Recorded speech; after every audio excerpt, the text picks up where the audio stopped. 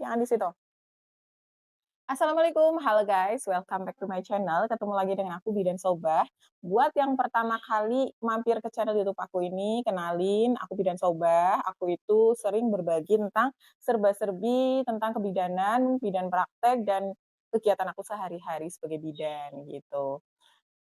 Kalau di video kali ini, aku mau membahas tentang perbedaan mengurus SIPB yang pernah aku alami ya teman-teman. Jadi aku tuh pernah mengalami berarti beberapa kali perpanjang. Jadi aku mau share ke teman-teman perbedaannya apa aja dari dulu aku ngurus SIPB sampai sekarang. Jadi saksikan terus sampai selesai, jangan lupa subscribe, like, dan komen. Dan buat kalian yang mau DM-DM aku, nggak apa-apa di IG aku di Sobah75. Nanti insya Allah aku bales ya. Nah, kita langsung aja ya teman-teman. Nah, di sini aku mau cerita dulu. Pertama kali aku bikin SIPB, terus perpanjang dan peraturan sekarang yang mengalami perubahan. Nah, dulu tuh kalau misalkan ngurus SPB itu kan ada yang namanya STR, terus surat rekomendasi itu dari IBI ya, jadi aku minta dari ranting dan dari cabang. Kemudian setelah itu nanti yang survei itu dari pengurus IBI, dari IBI ranting dan IBI cabang nanti mensurvei, kalau udah survei segala macam, nanti dikembalikan lagi ke IBI ranting untuk membuat SIPB-nya dan mengeluarkan SIPB dulu, ya. Terus, selanjutnya, untuk perpanjang selanjutnya, itu beda lagi. Ada yang namanya SIPB online. SIPB online itu lebih cepat, waktu itu lebih cepat, terus pengurusannya ya lebih simpel, tapi masih tetap kita meminta untuk surat rekomendasi dari IBI ranting sama IBI cabang. Jadi perpanjangan kedua itu syaratnya STR, terus surat rekomendasi ranting, surat rekomendasi cabang, terus nanti kita mengurus yang namanya SIPB online kalau kita sudah disurvei. Kalau udah disurvei sama IBI ranting, IBI cabang, terus ada yang namanya surat pernyataan bahwa kita mau mengurus SIPB gitu. Terus kita ajukan. Setelah kita ajukan, nanti ada beberapa tahap. Tahapnya itu adalah verifikasi, verifikasi dari tahap 1 pemberkasan. Kalau misalkan udah, nanti verifikasi lagi, terus kita harus menunggu. Nah, setelah itu, nanti kita ngambil di kantor pos cabang terdekat, itu teman-teman. Nah, aduh ini kaos kaki aku jadi basah nih, air.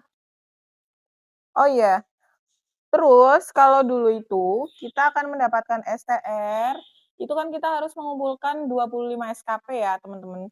25 SKP itu kan dulu itu mengumpulkannya dari sertifikat seminar-seminar yang udah kita lalui, yang udah pernah kita ikuti, ya seminar, ya workshop, terus penghargaan apa yang udah kita dapat, sertifikatnya itu kita upload. Kemudian pelayanan itu dari data pasien yang sudah kita tangani. Jadi di situ ada rekapitulasi catatan pasien dari tahun ke tahun. Jadi selama 5 tahun periode SIPB kita. Nah, kita upload. Kemudian Paksos itu masih ada gitu. Nah, itu habis dari situ kalau kita udah mengupload semuanya, udah melengkapi 25 SKP, Siporlin ya, dulu kita pakai Siporlin. Aku inget banget linknya ada tuh, link Siporlin kalau udah nanti kita minta rekomendasi satu lagi MU ya, MU ya, MU itu wajib banget ya dulu, MU. Nah, habis itu nanti kita minta surat rekomendasi kecukupan SKP di ranting masing-masing, habis itu nanti baru kita mengurus SIPB dan lain sebagainya. Nah, kalau sekarang ya teman-teman, sekarang itu kan sudah berubah. Sekarang STR sudah seumur hidup, tapi kecukupan SKP yang dulunya 25 SKP, sekarang tuh 50 SKP. Dan dulu itu ini perbedaannya ya, kita mulai masuk ke perbedaannya. Karena kita lagi ngerocos mulu, jadi ini anak aku tuh, mainan lipstik. Nah, kita masuk ke perbedaannya ya teman-teman, maaf ya. Harap maklum, sorry. Nah, kita masuk ke perbedaan. Nah, sekarang perbedaannya adalah yang dulu kita STR tuh mengurus STR harus MU dan Siporlin. Nah, sekarang ngurus STR itu sangat mudah, kita lakukan di aplikasi Satu Sehat dan itu berlaku seumur hidup, tanpa perpanjangan ya teman-teman. Tapi, untuk memperpanjang SIPB itu, kita harus mencukupi 50 SKP, yang dulunya tuh 25, sekarang tuh 50 SKP. Dan yang perbedaannya lagi, kalau dulu itu kan kita SKP-nya itu dipenuhi dari seminar-seminar yang udah kita ikuti, biasanya seminar offline gitu ya, kita dateng gitu. Nah, sekarang itu seminarnya di Pelataran Sehat. Kita ikut materi di situ, di Pelataran Sehat. Nanti secara otomatis SKP-nya itu muncul, jadi nanti berapa SKP. Terus kekurangannya itu ada lagi dari pelayanan. Pelayanan bidan itu dari data pasien, entah imunisasi, KB, persalinan, nifas, terus KB, nifas, imunisasi, partus, pemeriksaan kehamilan, iya benar, 5 ya. Terus udah nanti di-upload. Jadi 1 tahun sekali kita harus ngupload ngupload ngupload selama 5 tahun. Itu biasanya periodenya itu yang membaca sistemnya. Jadi kan kita tinggal mengupload SIPB yang lama, nanti dari sistem itu akan secara otomatis, dia itu akan menghitung awal periode, kapan kita harus mengurus SIPB dan kapan kita harus berakhir, kayak gitu. Terus jangan lupa baksos. Sekarang tuh ya baksos, yang nggak berubah ya baksos. Dari dulu juga kita baksos juga ada. Nah, baksos itu bisa dari sertifikat bakti sosial atau surat tugas. Nah, biasanya kan kalau misalkan kita diperintah untuk ada baksos nih, baksos KB atau baksos imunisasi atau baksos COVID-19 kan dulu ya. Nah, itu kan biasanya kita ada surat tugas ya, surat tugas yang dari IDI. Nah, itu bisa digunakan untuk upload kalau misalkan kita tidak dikasih sertifikat, bisa untuk mengganti itu.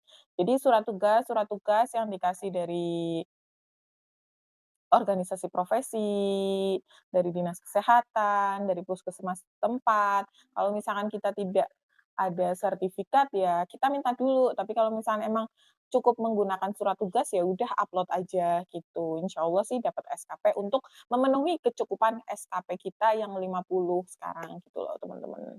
Sebenarnya sih kalau menurut aku lebih mudah sekarang. Oh ya, terus perbedaan satu lagi, kalau dulu kan kita harus selalu meminta rekomendasi dari organisasi profesi ya, kita itu dari ranting, terus cabang. Nah, kalau sekarang itu kita mengurusnya tidak memerlukan surat rekomendasi dari organisasi profesi, tapi kita tuh langsung berhubungannya dengan Dinkes.